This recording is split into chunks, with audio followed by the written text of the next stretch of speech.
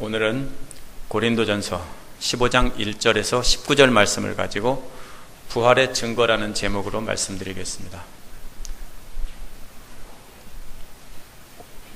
이번 주부터 4번에 걸쳐서 부활에 관한 말씀을 증거하려고 합니다. 부활 시리즈 중에서 첫 번째는 부활의 증거입니다. 바울이 부활의 증거에 대해서 말하고 있는 이유가 무엇일까요? 고린도 교회 성도들 중에서 죽은 자의 부활이 없다라고 말하는 자들이 있었기 때문입니다.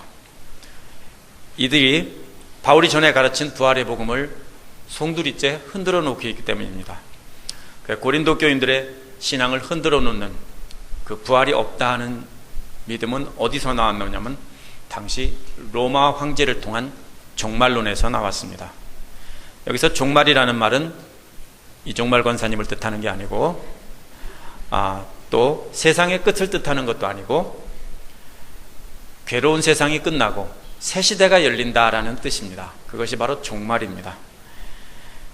1세기 그리스 로마 세계 사람들이 바라보는 종말은 신격화된 로마 황제 아우구스투스에 의해서 이미 시작되었다고 보았습니다.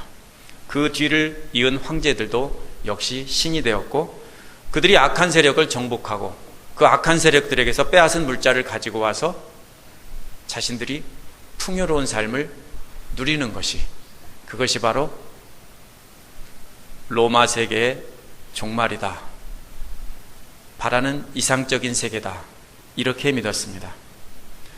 이러한 새로운 세상의 특권을 누리고 있던 사람이 누구냐면은 로마의 귀족들하고 바로 로마 시민들입니다. 따라서 고린도 교회 귀족층들도 현재 자신들이 누리고 있는 그러한 풍요로운 세상이 계속 되기를 바라고 있고 자신들이 살고 있는 이 세상이 정말 좋은 세상이고 이것이 바로 신께서 함께하는 나라다, 이렇게 믿었던 것입니다. 이들은 그리스도께서 다시 오시는 날 모든 성도들이 부활하고 새로운 세상이 시작될 것이라는 것을 믿지 않았고 교회 안의 다른 성도들에게 부활은 없습니다 라고 증거했던 것입니다.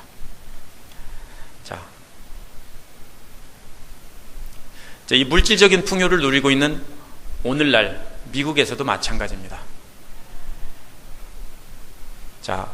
오늘날도 마치 로마인들과 비슷한 세상에 살고 있습니다.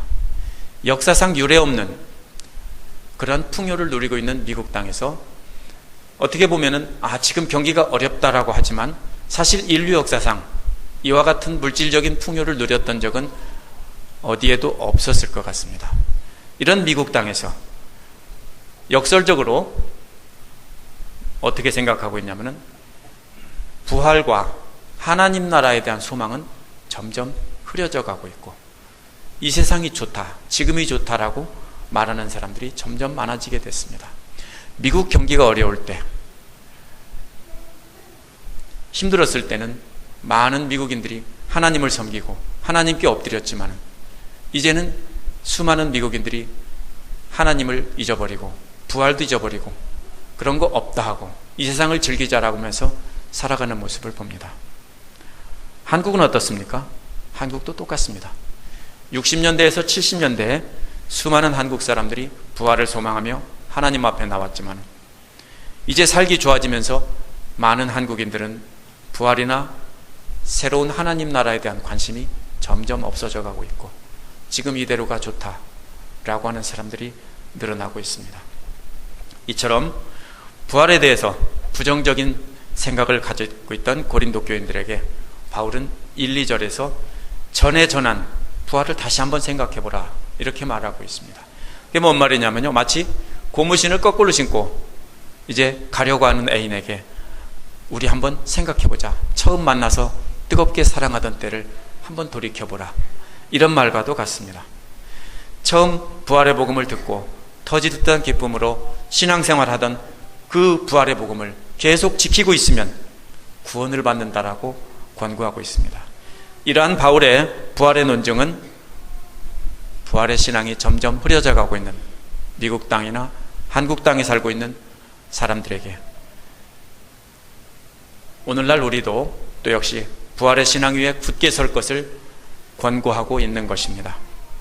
그러므로 첫 번째로 우리가 기억해야 할 것은 부활의 증인들을 보라 하는 것입니다. 부활이 없다고 주장하는 자들에 의해 흔들리고 있는 고린도 교인들에게 첫 번째로 바울이 말하고 있는 것은 부활의 증인들을 보라는 것인데, 3절에 보면은 내가 받은 것을 먼저 너희에게 전하였노니 했는데, 여기서 먼저라는 말은 문자적으로는 첫 번째라는 뜻이지만 실제로는 가장 중요한 것이라는 것입니다. 으뜸이라는 것이고 가장 소중한 것이라는 것입니다. 가장 중요한 것으로 전한 것이 바로 뭐냐면은 3절부터 8절까지 내용이라는 겁니다. 그 내용은 뭐냐면은 그리스도께서 부활했다는 증거입니다. 부활의 복음의 핵심은 3절, 4절에 나와 있습니다. 함께 3절, 4절을 읽어보겠습니다. 내가 받은 것을 먼저 너희에게 전하였노니 이는 성경대로 그리스도께서 우리 죄를 위하여 죽으시고 장사된 바 되셨다가 성경대로 사흘 만에 다시 살아나사. 이 말은 그리스도께서 이사야 53장에 예언된 대로 우리 죄를 위해서 죽으셨고 진짜로 죽으셨고 사흘 만에 살아나셨다는 말입니다. 장사 지내셨다는 말이 무슨 뜻입니까? 분명히 죽었다는 것을 확인시켜주는 말입니다. 오늘날이나 옛날이나 장사를 지낼 때는 반드시 검사를 해야 됩니다. 잘못하면 산자를 묻을 수 있죠. 그래서 죽었나 살았나 반드시 검사하는 절차를 거칩니다. 자, 그래서 그 후에야 장례식을 하는 겁니다. 장사 지낸 바 되었다는 것은 틀림없이 죽은 것을 확인하고 장례를 치렀다는 말입니다. 그런데 예언대로 사흘 만에 다시 살아나셨다는 겁니다. 부활을 증명하려면 먼저 우리가 진짜로 돌아가셨다는 것을 증명해야 됩니다. 부활을 부정하는 어떤 사람들은 예수님께서 진짜로 죽은 것이 아니라 기절했었는데 서늘한 무덤에 두니까 다시 깨어났다, 이렇게 주장을 합니다. 빌라도도 이렇게 증거하고 있습니다.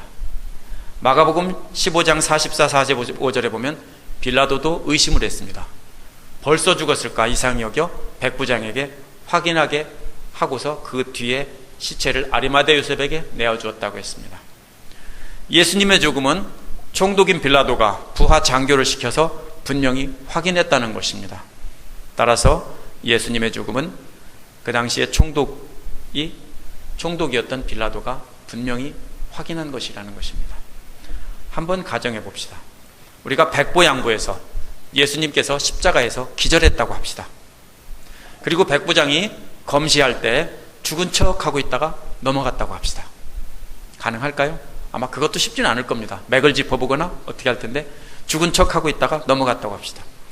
만약 그렇다면 그토록 가혹한 행위를 당하고 고통스러운 신문을 받고 조롱을 당하고 째찍을 맞고 그리고 십자가에 못 박힌 뒤에 상처도 치료받지 않고 그냥 둘둘 말아서 무덤에 넣어놨는데 36시간 후에 차가운 무덤에서 36시간 동안 그냥 살아있다가 아무것도 먹지 않고 살아있다가 36시간 후에 나와서 로마 병사들에게 들키지 않고 커다란 돌로 막혀 있습니다. 그곳의 무덤은 그 돌 무덤을 막고 있는 문을 밀어붙이고 나와서 로마 병사들 몰래 도망 나와서 예루살렘에 있는 제자들에게 나타나서 부활했다고 말하고 또 갈릴리까지 가서 또 부활했다고 할 수 있었을까? 한번 생각해 보십시다. 기절했다 살아나는 것은 바로 말도 안 된다는 것이고 사실 부활했다는 것이 훨씬 더 설득력이 있다는 것을 금방 알 수 있습니다. 그러므로 예수님의 죽음은 분명히 총독이 확인한 사실이라는 것입니다. 바울은 예수님의 부활을 목격한 증인들을 5절에서 8절까지 늘어놓고 있습니다. 5절에 보면 게바와 12제자들에게 보였다고 했는데 게바는 베드로를 말하는 것이고요. 이것은 예루살렘에서 12제자들에게 나타난 사건을 말하는 것입니다. 6절에 보면 갈릴리에서 나타난 사건을 말하고 있는데 500여 형제들에게 함께 나타났다라고 했습니다. 500여 명 중에서 바울이 고린도 전서를 기록하던 53년에서 55년경에 이미 대부분이 살아있고 그 중에 일부가 잠들었으며 그랬는데 잠들었으며라는 말은 죽었다는 말입니다. 또 7절에 보면 야고보에게 보이셨고 그 후에 사도들과 맨 나중에 미수가와 같은 바울에게도 보이셨다는 말입니다. 만삭되지 못했다는 말은요, 7푼이 8푼이라는 말입니다. 오늘날은 큰 문제가 없지만 옛날에는 심각한 문제였죠. 자, 이 중에서 주목해야 될 것은 야고보입니다. 이 야고보는 사도 야고보가 아닌 예수님의 바로 밑에 동생인 야고보를 말하는 것입니다. 야고보는 예수님과 함께 자란 사람이기에 예수님이 하나님의 아들이라는 것을 끝까지 믿지 않았던 사람입니다. 그리고 예수님의 사역을 끝까지 반대했던 사람입니다. 여러분이라면, 여러분과 함께 자란 형이나 오빠가 갑자기 하나님의 아들이라고 돌아다니면서 사람들에게 설교하고 다니면 뭐라고 하겠습니까? 야고보처럼 다니면서 잡으러 다니지 않겠습니까? 형 제발 미친 짓 그만하고 이리 와, 이렇게 하지 않았겠어요? 창피해 죽겠어. 그랬을 겁니다. 그런데 이 야고보가 무슨 일이 일어났길래 완전히 변화돼서 야고보서를 남겼고 또 복음을 전하다가 62년경에 순교까지 했습니다. 왜 그렇습니까? 예수님이 사역하는 것을 하나님의 아들이라는 걸 믿지 않고 저거 우리 형인데 나하고 어릴 때부터 함께 컸는데 이렇게 말하고 또 하는 사역마다 방해하고 다니던 야고보가 무슨 일이 일어났길래 순교까지 했느냐고요. 그것은 부활의 주님을 만났기 때문입니다. 저는 야고보의 증언이 부활의 가장 확실한 증거라고 생각합니다. 야고보 뒤에 이해하기 힘든 사도들이라는 정체불명의 증인들이 등장합니다. 사도가 누굽니까? 보통 사도라면 12사도를 말합니다. 하지만 베드로 다음에 12사도가 나와 있기 때문에 또다시 12사도일 가능성은 매우 적습니다. 이런 의문이 생기는 이유는요, 현대인의 그 사도라는 단어에 대한 이해를 가지고 그 당시에 바울 당시의 언어를 이해하기 때문입니다. 원래 이 말은 멀리 보낸다는 말의 두 단어의 합성어입니다. 외교관이나 이런 사절들을 왕이 멀리 보내는 것들을 같은 것을 말하는 것입니다. 바울이 사도라고 지칭한 사람들은 12사도 외에도 부활의 주님을 만난 제자들 중에서 모든 족속에게 복음 전하라는 사명을 받아가지고 먼 나라에 가서 복음 전하던 사람들 모두를 가리키는 말이었습니다. 이 증거가 로마서 16장 7절에 나와 있습니다. 로마서 16장 7절을 제가 읽어보겠습니다. 내 친척이요 나와 함께 갇혔던 안드로니고와 유니아에게 문안하라. 그들은 사도들에게 존중이 여겨지고 나보다 먼저 그리스도 안에 있는 자라. 이 중간쯤에 있는 사도들에게 존중이 여겨지고는 사실 잘못된 번역입니다. 사도들 가운데 존중이 여겨지고 이 말입니다. among입니다. 사도들에게가 아니라 from 사도들에게가 아니라 among 사도들입니다. 사도들 가운데서 존중이 여겨진다는 뜻입니다. 원어에서 사도들 가운데서 가장 탁월한 사도라는 겁니다. 이들이 바울보다 먼저 그리스도를 만났고 믿었다라고 했습니다.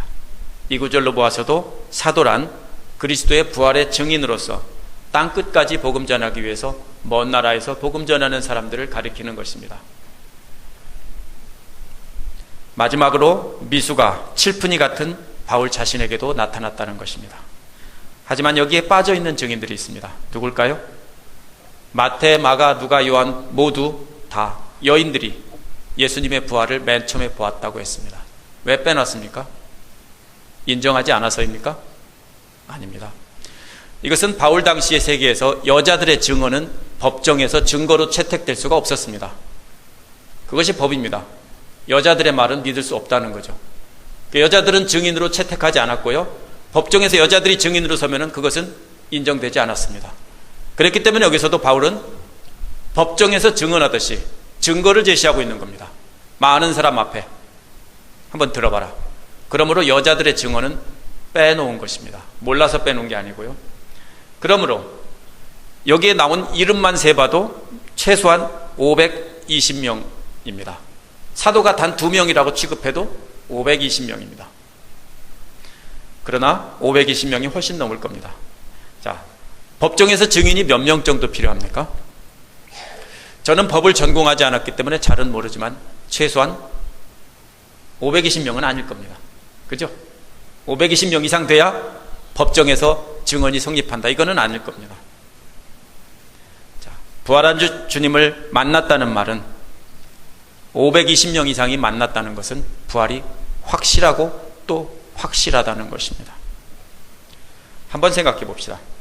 바울이 고린도전서를 기록한 것이 53년에서 55년경이라고 본다면 예수님의 죽음과 부활은 30년에서 33년경일 겁니다. 그러면 약 20년 뒤에 일어난 일입니다. 20년쯤 뒤에 예수님의 죽음과 부활에 대해서 글로 증거하고 있는 것입니다.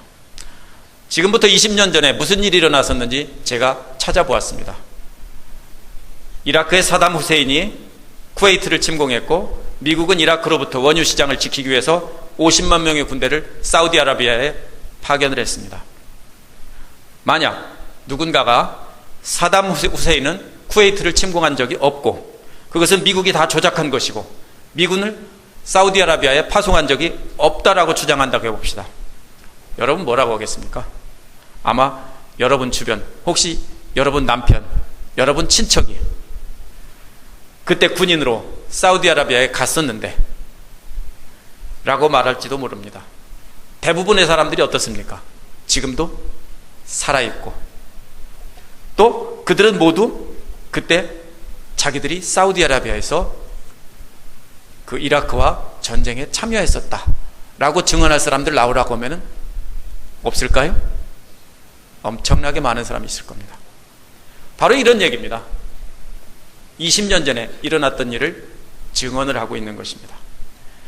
바울은 최소한 520명 이상의 증인을 거론하면서 대부분 살아있다고 증언한 것은 마치 1990년에 걸프전을 증언하는 것과 같은 것입니다.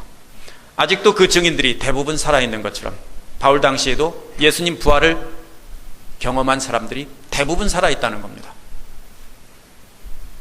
그래서 바울은 증인들에게 보라 라고 외치고 있는 것입니다.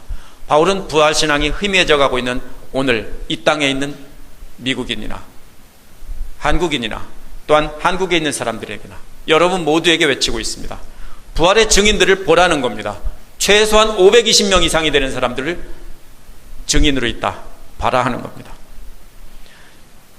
이러한 수많은 증인들을 보고 믿는 여러분 되기를 간절히 축원합니다. 두 번째로 부활의 증거로서 바울 자신의 증거를 보라고 말하고 있습니다. 두 번째로 제시한 증거는 바울 자신의 증거입니다. 바울 자신을 한번 보겠습니다. 9절을 함께 읽어보겠습니다. 나는 사도 중에서 가장 작은 자라. 나는 하나님의 교회를 박해하였으므로 사도라 칭함받기를 감당하지 못할 자니라.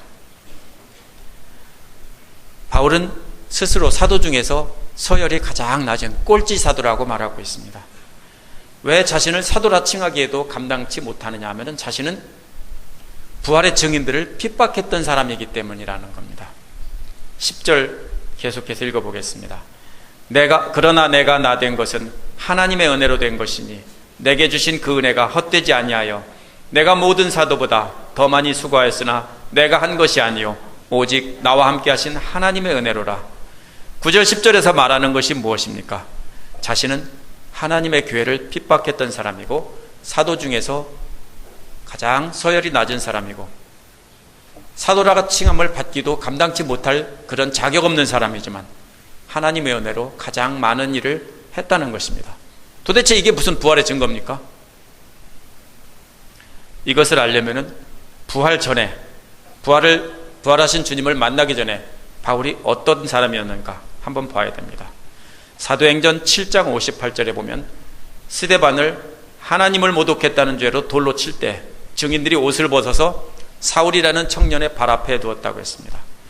여기서 사울은 바울의 히브리식 이름입니다. 증인들이 옷을 벗어서 바울 앞에 두었다는 말이 무슨 말입니까? 바울이 바로 재판장이고 스데반을 처형하는 지휘자였다라는 것입니다.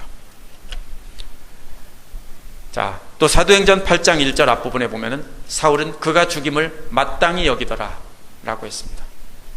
또 3절에 보면 사울이 교회를 잔멸할 새 각 집에 들어가 남녀를 끌어다가 옥에 넘기니라고 했고, 또 또 9장 1절 2절을 보면은 사울이 제자들에 대하여 여전히 살기가 등등하여 대제사장에게 가서 주의 제자들을 잡아올 공문을 청했다고 했습니다. 어떤 사람입니까? 예수님이 부활했다고 증언하는 증인들을 잡아다가 죽이는 일을 앞장섰던 핍박의 괴수였습니다. 예수님의 증인들을 핍박하는 괴수였던 바울이 하나님의 은혜로 어떤 사도보다 더 부활한 주님을 많이 증거했다는 겁니다.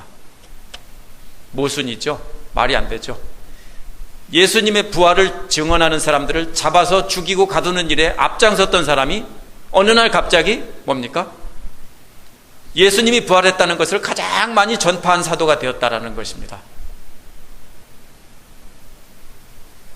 이것을 이해하려면 교회를 핍박할 때 어떤 삶을 살았고 사도가 된 뒤에는 어떤 삶을 살았는지 한번 봐야 됩니다.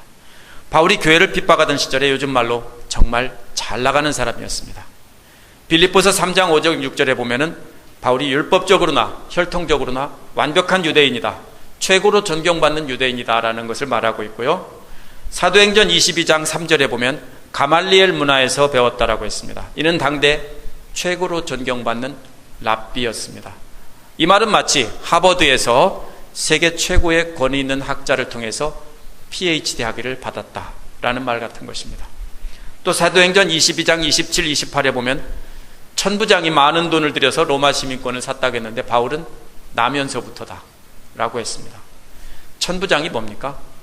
1000명의 군대를 거느리고 있는 사람이고 100명 단위로 되어 있는 로마 군대 보병의 10개 보병 부대를 거느리고 있는 사람이라는 말입니다. 우리 군대 장교 출신인 이원기 집사님은 대충 감이 오실 겁니다. 그러면 어느 정도인가? 자, 이 1000명을 지휘하는 로마 장교 천부장은 굉장히 높은 고급 장교였습니다. 그런데 고급 장교조차 로마 시민이 아니었는데 돈을 많이 주고 로마 시민권을 샀다고요. 근데 너는 어떻게 언제부터 얻었냐라고 물어보니까 나는 나면서부터다.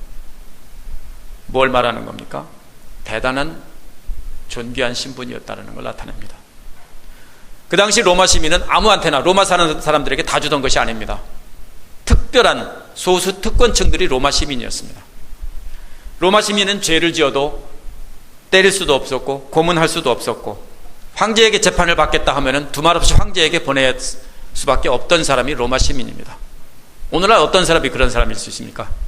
최소한 상원의원 정도는 돼야 그렇게 되지 않겠습니까? 바울은 당대 최고의 엘리트로서 모든 것을 누리고 있던 사람입니다.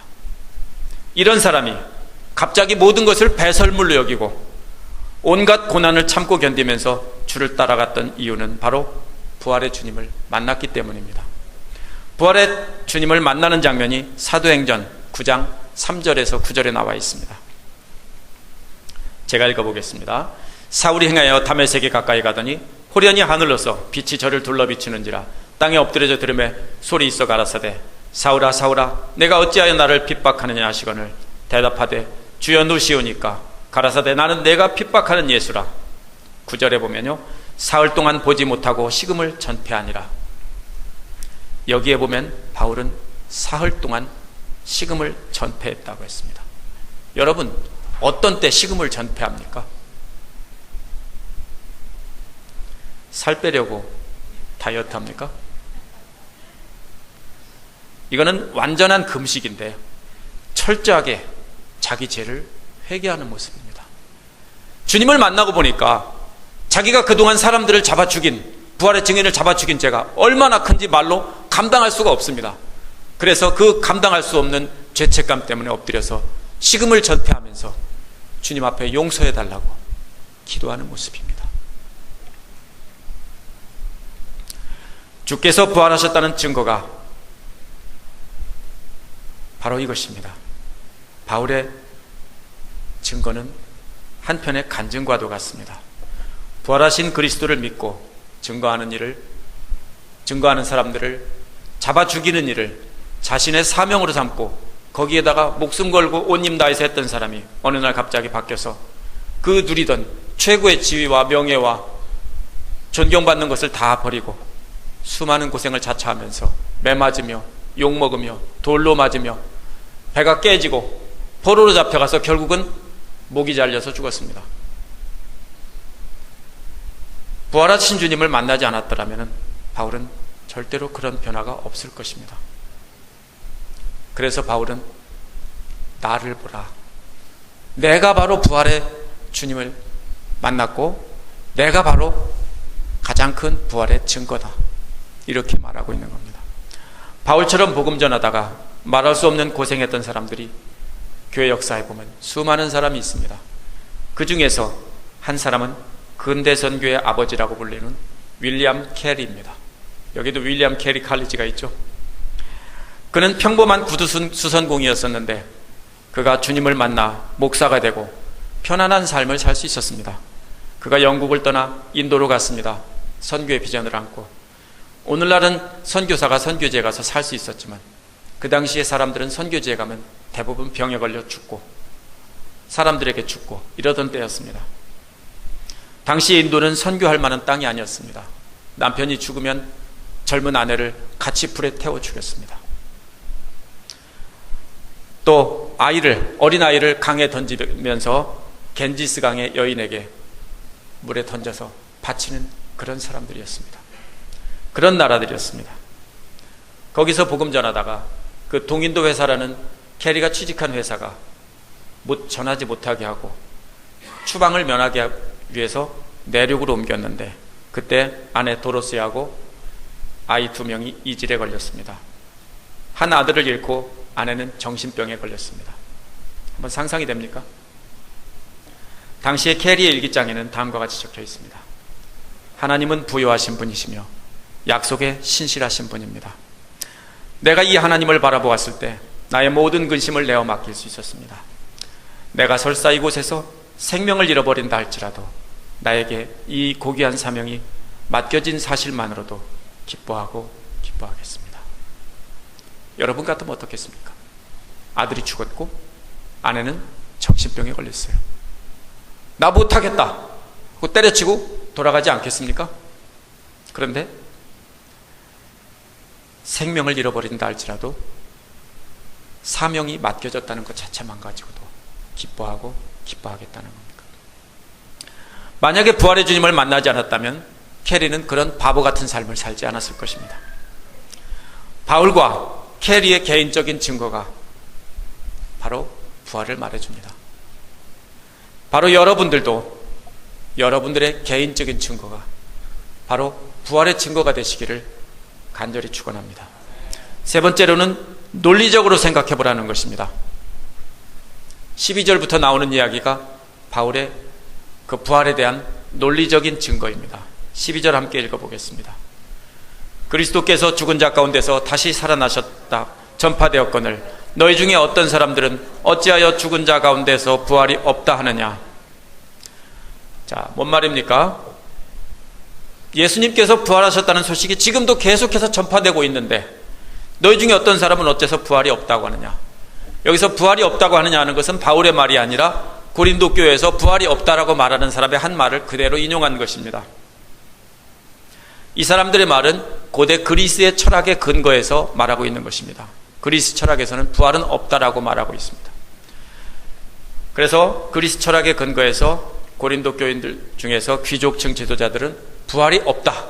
지금 우리가 누리고 있는 로마 황제를 통해서 누리고 있는 이 세상이 바로 새로운 세상이다. 너희들도 우리한테 잘 복종하면은 그 은혜를 조금씩 흘러내려 주마. 마치 물이 높은 곳에서 낮은 곳으로 흘러내리듯 너희들에게도 흘러내려 주겠다. 복종해라.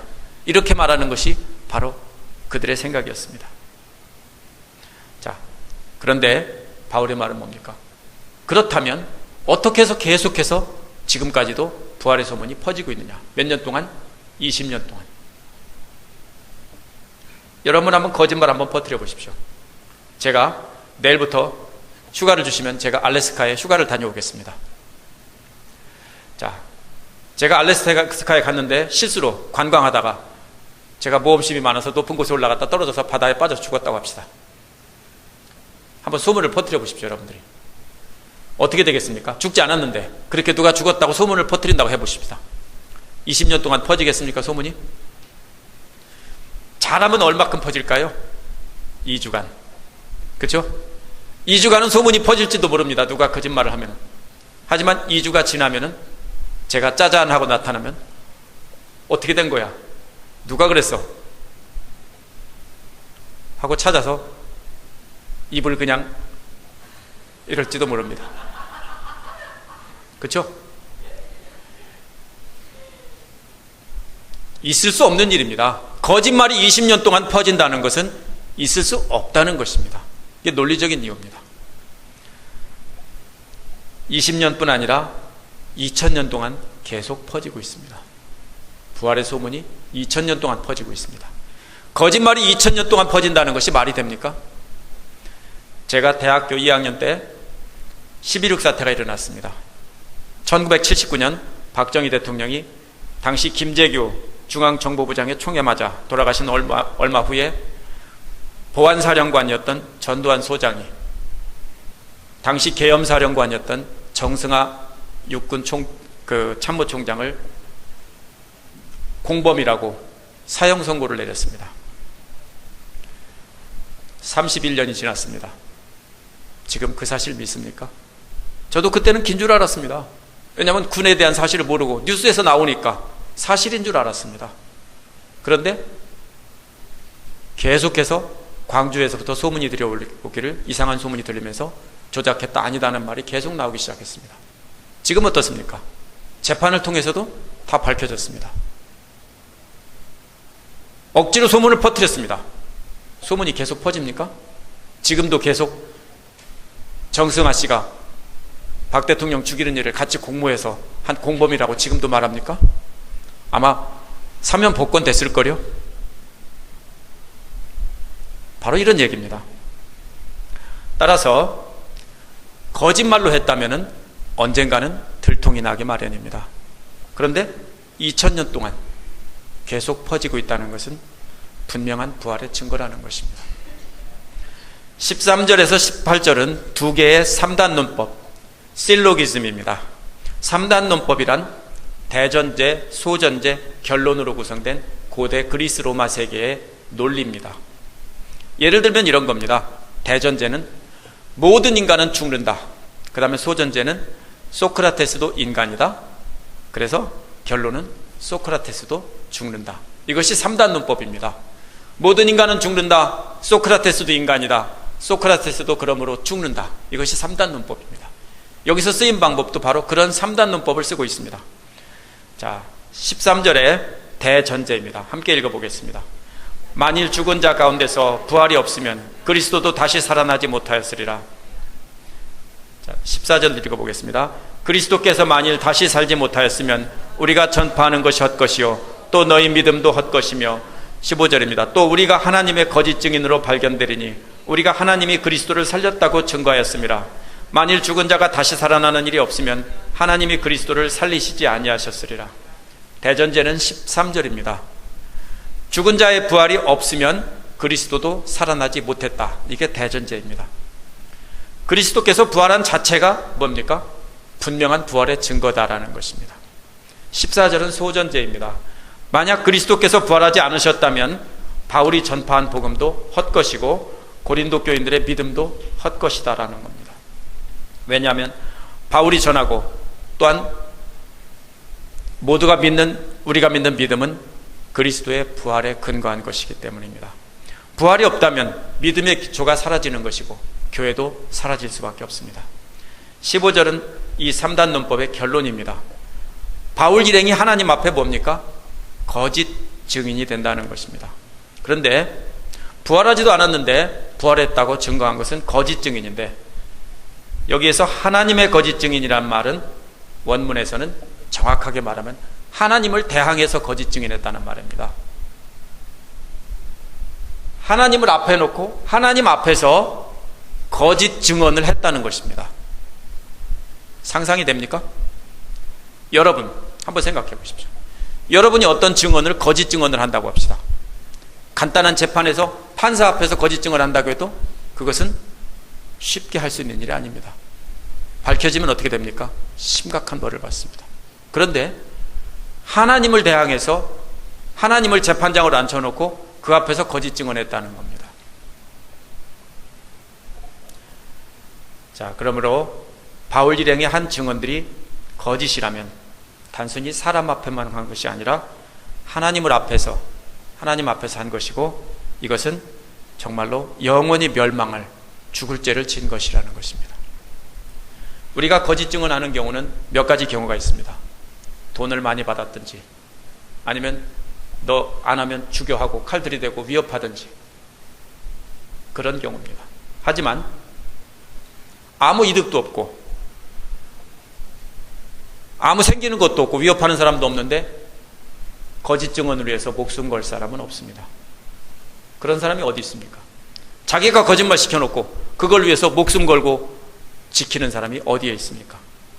만약 바울 한 사람만 그랬다면 미쳤다 하겠지만, 스데반도 그러고 베드로도 그러고 수많은 증인들이 다 그렇게 말하다가 죽어갔습니다. 기독교가 공인되기 이전에는 로마 제국에서 직접 목격한 증인뿐 아니라 증인을 통해서 믿은 사람들도, 듣고 믿은 사람들도 원형 경기장에서 사자와 싸우다가 죽어갔습니다. 아니면 글라디에이터들하고 함께 싸우다가 다 죽어갔습니다. 어떤 바보가 거짓 증언을 위해서 목숨을 내놓겠습니까? 만약에 아니라고 한마디만 하면은 그냥 살려준다고 하는데 어떤 바보가 거짓말을 지키기 위해서 죽어갔겠습니까? 자, 사람들 앞에서 거짓 증언하는 것도 쉬운 일이 아닌데 하물며 만왕의 왕이시고 만유의 주이신 하나님 앞에 어떻게 거짓말을 하겠습니까? 세상에 누가 하나님 앞에서 거짓말 하겠습니까? 이것이 첫 번째 3단 논법의 결론입니다. 두 번째 3단 논법은 16절에서 18절에 나옵니다. 16절에서 18절 함께 읽어보겠습니다. 만일 죽은 자가 다시 사는 것이 없으면 그리스도 사신 것 다시 사신 것이 없었을 터이요, 그리스도께서 다시 사신 것이 없으면 너희의 믿음도 헛되고 너희가 여전히 죄 가운데 있을 것이요, 또한 그리스도 안에서 잠자는 자도 망하였으리라. 16절은 대전제입니다. 죽은 자들이 일으켜지지 않았다고 가정한다면 그리스도도 살아나지 못했을 것이다, 이런 말입니다. 그리스도가 살아나신 것은 분명한 사실이기 때문에 죽은 자들도 분명히 살아날 것이라는 말이죠. 말을 바꾸면요. 17절은 소전제입니다.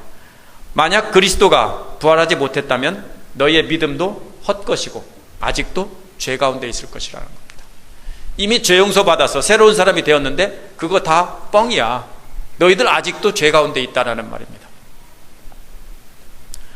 자, 바울이 말하는 부활의 의미는 두 가지가 있습니다. 하나는 영적인 부활인데 이는 예수를 영접할 때 이미 부활했습니다. 또 하나는 육체의 부활인데 이것은 아직 이루어지지 않은 것을 말합니다. 17절에서 말하고 있는 것은 이미 경험한 영적인 부활을 말하고 있는 것입니다. 그리스도가 부활하지 않았다면 현재 고린도 교인들이 믿고 있고 부활했다고 믿고 있는 그 믿음도 다 헛것이라는 것입니다. 아직도 죄 가운데 있는 죽을 수밖에 없는 사람이라는 것입니다. 18절이 결론입니다. 18절의 의미는 그리스도를 믿고 영적으로 거듭났다고 생각했던 사람들도 다 완전히 멸망한 것이라는 것입니다. 그리스도께서 부활하지 않았다면 그동안 예수 믿고 죽은 사람들도 다 완전히 멸망하고 사라진 것이라는 것입니다. 베드로도, 바울도, 스데반도, 윌리엄 캐리도 다 완전히 멸망한 것이라는 겁니다. 뭐 한 겁니까? 그들이 받은 고통과 수고는 다 뭡니까? 요즘 말로 삽질한 겁니다. 평생을 들여서 삽질한 겁니다. 헛삽질이요. 1세기 말엽 수많은 기독교인들이 로마 황제는 주가 아니고 예수 그리스도가 주라고 고백하다가 사자밥이 되거나 글라디에이터들과 싸우다가 죽었습니다. 다 삽질한 것이라는 겁니다. 윌리엄 캐리가 아들 잃고 부인이 정신병 걸리면까지 인도에서 선교하다가 죽어간 것은 역시 삽질한 거란 겁니다. 이렇게 헌신적인 삶을 살다가 죽은 신앙의 선배들이 영적으로 구원조차 받지 못하고 다 죽어간 것이라는 겁니다. 흔적도 없이 사라졌다는 것입니다. 마지막으로 바울은 한마디 합니다. 아주 결정적인 말입니다. 19절에 있습니다. 만약 우리가 그리스도 안에서 바라는 것이 오직 이 세상 삶뿐이면 우리는 세상에서 모든 사람 중에서 최고로 불쌍한 자다. 바울이 뭐라고요? 이 세상에서만 잘 사는 것, 로마 황제가 말하는 그런 이 세상에서 잘 사는 것이 우리가 바라는 이상적인 나라라고 한다면 참으로 불쌍한 자다. 세상에서 최고로 불쌍한 자다라는 것입니다. 무슨 말입니까? 단순히 착하고 바르게 사는 것이 예수를 믿는 이유라면 바울은 정말 바보짓을 한 겁니다. 세상의 모든 것을 누리면서 편안하고 행복한 삶을 누릴 수 있던 그가 그걸 다 버리고 온갖 고생을 했습니다. 돌에 맞고 매를 맞고 배가 파손되고 한 죽을 뻔한 고생을 수도 없이 겪었습니다. 죄수로 끌려다니다가 결국은 목이 잘려서 처형당했습니다. 이게 무슨 바보짓입니까? 만약 그리스도가 부활하지 않았다면, 현재 우리가 영적으로 거듭나지도 않았고 앞으로 우리 몸이 다시 부활하지 않는다면 여러분도 참으로 불쌍한 사람들입니다. 단순히 이 세상에서 착하게 바르게 사는 것이 우리가 믿는 이유라면 정말 불쌍한 사람입니다. 이 좋은 날, 날씨도 약간 선선해지고 차라리 교회 오고 교회 헌금하는 돈으로 차 타고 펜사콜라 비치 가서 편안히 물놀이 하면서 놀고 맛있는 거 사 먹는 것이 훨씬 잘하는 일입니다. 왜 이 아까운 시간을 버립니까? 이 컴컴한 굴 같은 데 들어와서 뭐하러 주일헌금하고요? 뭐하러 11조하고 뭐하러 감사헌금합니까? 다 쓸데없는 삽질입니다. 여러분 정말 불쌍한 사람입니다. 부활이 없다면 여러분 그 돈으로 맛있는 거 사 먹고 하고 싶은 거 하고 남의 돈 꾸어서라도 막 쓰다가 어떻게 합니까? 죽으면 그만이야. 부활이 없다면 저 역시도 참으로 불쌍한 사람입니다. 한국에서 안정적인 직장을 갖고 살 수 있었는데 그거 버리고 와서 여기 와서 이렇게 살고 있는 것도 참으로 불쌍한 사람입니다. 모두가 다 불쌍합니다. 부활이 없다면 저도 불쌍하고 여러분도 불쌍하고 모두가 정말 불쌍한 사람입니다. 바울만 불쌍한 게 아닙니다. 뭐하러 이 짓 하고 있습니까? 당장 그만두세요. 부활이 없다고 믿는 분들은 당장 교회 나오지 마세요. 그냥 가셔서 그 돈 가지고 맛있는 거 사드시고 재밌게 사세요. 그러다 죽으면 끝입니다. 그리스도의 부활은 우리들이 장차 거룩한 몸을 입고 부활한다는 첫 열매입니다. 그리스도의 부활은 수많은 목격자들의 증언을 통해서 알 수 있고 바울의 드라마틱한 개인적인 간증을 통해서도 알 수 있습니다. 논리적으로 따져봐도 이것은 분명한 것입니다. 부활이 없다면 우리가 이렇게 교회에 모이는 것도 쓸데없는 짓입니다. 부활이 없다면 목사 초빙할 필요 없습니다. 그냥 모여서 돌아가면서 좋은 얘기하고요, 회비 걷어서 점심이나 먹고 회비 걷은 것으로 이 모이는 모임 자리 망가지면 좀 고치고 모여서 여기저기에서 고스톱도 치고 카드도 놀이도 하고 재밌겠죠? 부활이 없다면 그렇게 모입니다. 뭐하러 성경 공부하러 모이고 뭐하러 모여서 예배를 드리고 뭐하러 제자 훈련합니까? 그냥 와서 한국 사람들 친구들 모여서 맛있는 거 먹고 재밌는 얘기하고 같이 여기다가 저기 보면 좋겠네요. 영화 한 편 비추고 주일날 만나서 우리 영화 한 편씩 보자. 재밌는 거. 이렇게 살면 되죠. 부활이 없다면 교회 존재 이유 자체가 없어집니다. 교회 간판도 떼고 이름 바꾸십시오. 미시시피 한인 친목회. 하지만 그리스도의 부활이 역사적으로 분명한 사실이고 그분 다시 오실 때 우리 모두 다 거룩한 몸을 입고 부활한다는 소망 때문에 우리가 모이는 것입니다. 그리고 만나는 사람마다 여러분도 예수 믿으십시오라고 전하는 것입니다. 확고한 부활 신앙을 갖고 하나님 나라에서 영원히 살 것을 소망하면서 모든 족속으로 제자 삼는 그 명령을 열심히 수행해 나가는 저와 여러분 되시기를 간절히 축원합니다. 기도하겠습니다. 하나님 아버지 감사합니다. 우리 주님께서 죽으셔서 부활하시고 저희를 위해서 잠자는 자들의 첫 열매가 되심을 참으로 감사를 드립니다.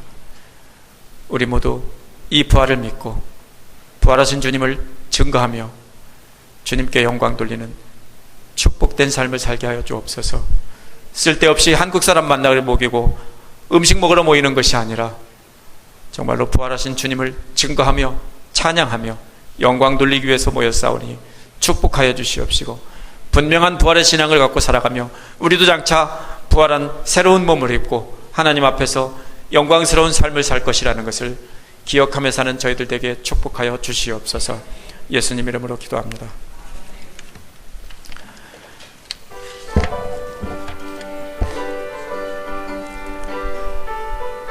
다 함께 일어나셔서 찬송하겠습니다.